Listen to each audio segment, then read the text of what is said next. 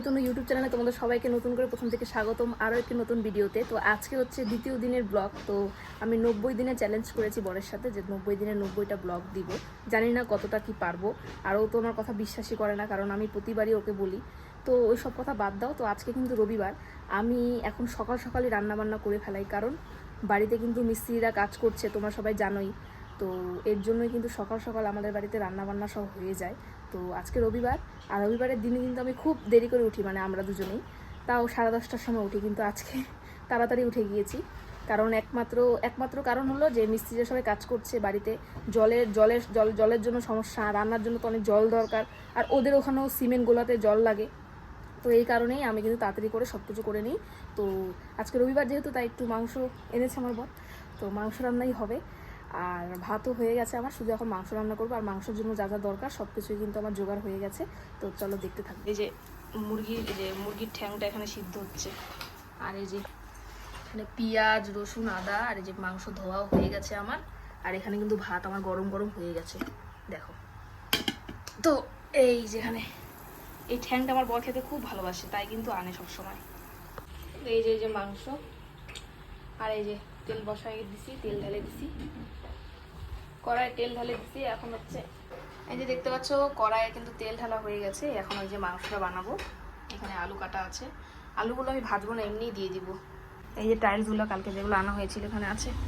অর্ধেক টাইলস এখনো আসেনি, রান্নাঘরের ফ্লোরে যেটা দিব সেটা আসবে, বৃহস্পতিবারে আসবে। আর কালকে থেকে টাইলস মিস্ত্রি কাজ করা শুরু করবে আমাদের বাড়ি। মাংসটা দই দিলে পরে ফ্লেভারটা ভালো আসে। বর তো সারাদিনই কাজ করতেছে মিস্ত্রিদের সাথে।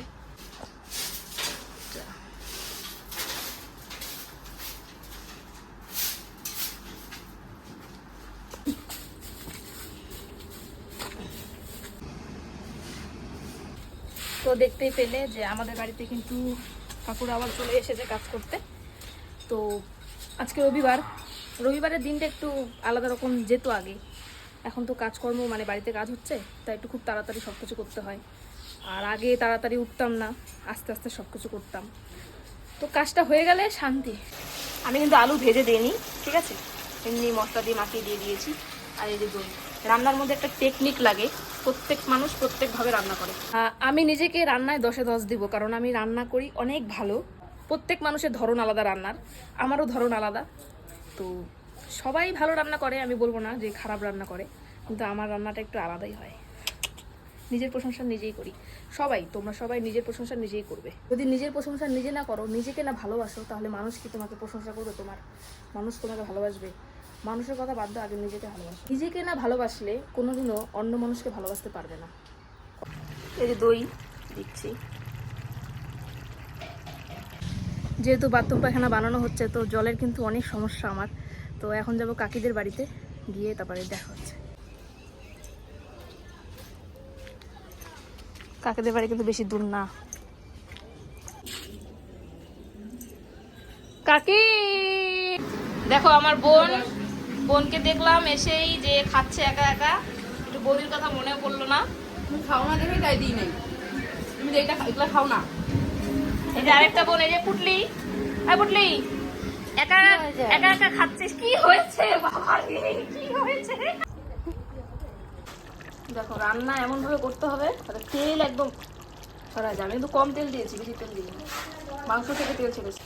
মাংস রান্না করবো, মাংস রান্না করেছি, আর ভাত আর স্যালাড, বাস। আজকে আর কিছু মেনু নেই। এই যে কষা উঠিয়েছি, আমার বর কষা খেতে খুবই ভালোবাসে, তো এখন বরকে দিব। এই যে বর, কেন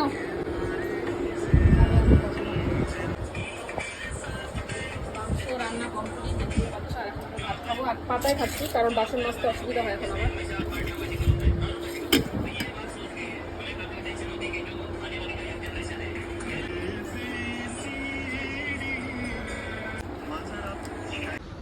খাওয়া দাওয়া হয়ে গেছিলো, খাওয়া দাওয়া হয়ে যাওয়ার পর একটু রেস্ট করছিলাম, আর এখন একটু ফল খাবো। আর কাকুদের একটু তরমুজ কেটে দিব, কারণ এত গরম, প্রচণ্ড পরিমাণে গরম। এই যে তরমুজ কাটবো, তরমুজ কাটা হয়ে গেছে, এখন কাকুদের দিব। মানে ফ্যানের যা স্পিড, এসিকে হার মানাবি তুই, এসিকে হার। আমরা ভেবেছিলাম যে একটা এসি নিব, কিন্তু না, অত টাকা খরচা করে লাভ নেই ভাই, বেশি টাকা পয়সা নেই, এমনিতেই গরিব মানুষ, এইখানে জিন্দাবাদ। কাকুরা আজকে যেহেতু বাড়ি যায়নি, ঠিক আছে, তো দুপুরে খেতে কিন্তু কাকুরা বাড়ি যায়, কারণ আমাদের বাড়ির পাশেই বাড়ি, পাশাপাশি, তার জন্য খেতে যায়।